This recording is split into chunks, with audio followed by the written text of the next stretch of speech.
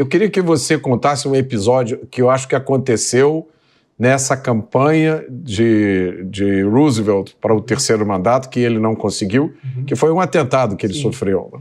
Sim, na verdade um sujeito lá, chamava John Trank, começou a ter sonhos em que William McKinley aparecia para ele e falava: você precisa me vingar, o Roosevelt quer ser um rei, ele está indo para o terceiro mandato dele, não pode. Começou a seguir o Roosevelt por várias cidades, quando...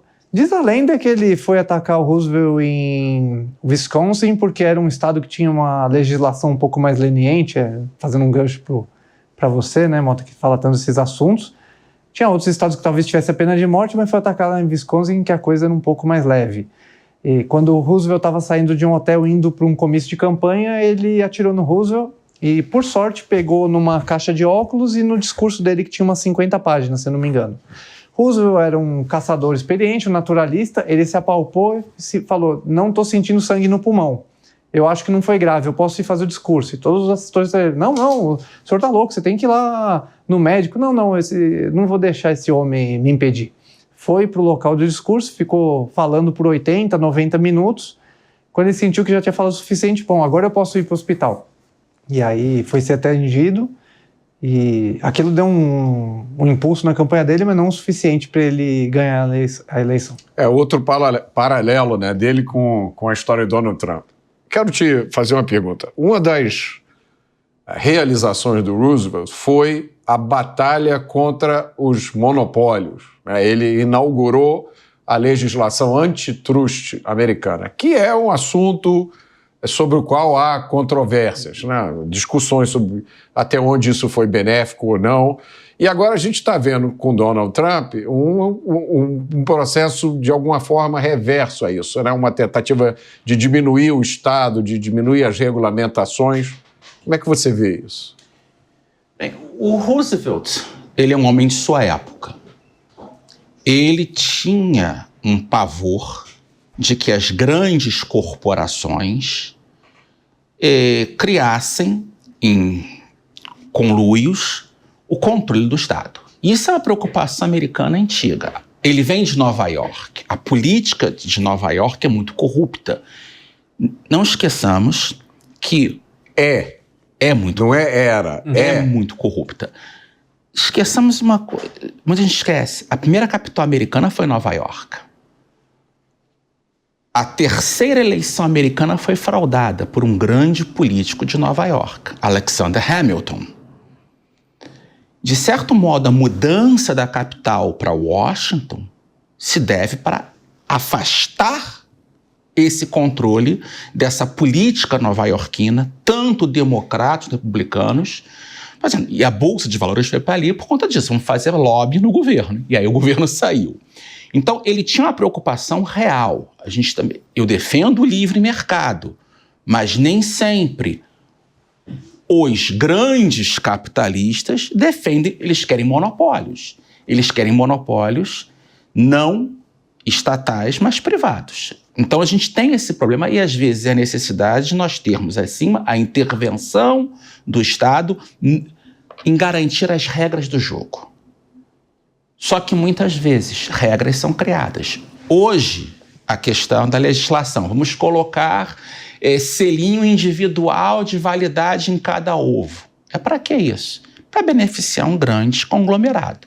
Para eles é mais fácil atender essa. Exatamente. A legislação de apoio ao consumidor foi financiada por grandes mercados. Não vou citar que os grandes donos de mercado estavam financiando isso. Porque para o mercadinho da esquina é difícil adaptar aquilo. Então, há um problema, sim, de que o Estado tem que garantir as regras do jogo, a justiça. E o Roosevelt era muito ligado a essa visão de justiça. É um advogado de Colômbia, velha guarda, que via que a função do advogado, do juiz, não é promover, por intermédio de intervenção, a justiça, mas impedir a injustiça.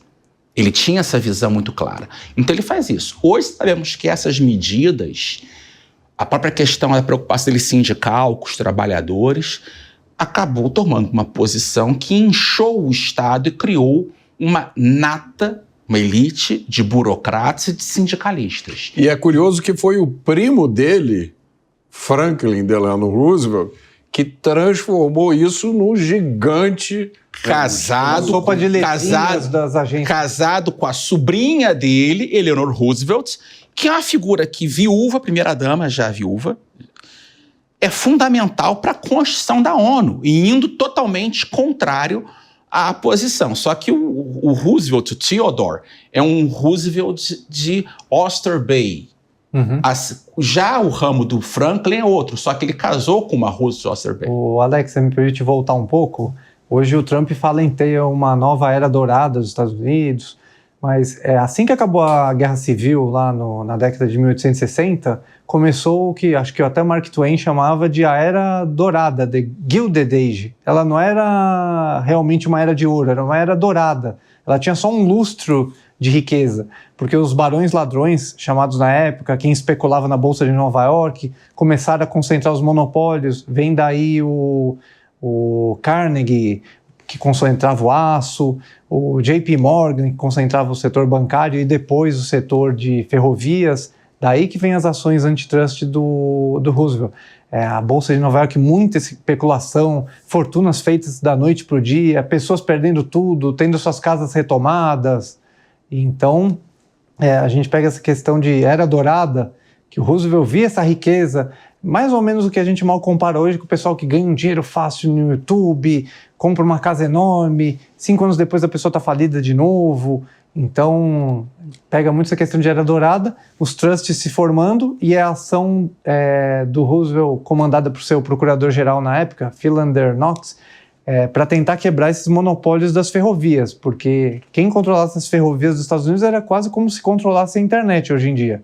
Você controla as ferrovias, você quer escoar a produção de carne de Chicago, vai ter que pagar o preço que eles definissem na Bolsa de Nova York. E aí, bom, tem gente que diz que você trocou um problema por outro, né? Que o resultado, pelo menos com Franklin Roosevelt, foi criar um mecanismo gigante. O Deep State começava ali, quase. Então se substituiu esses monopolistas por um Deep State.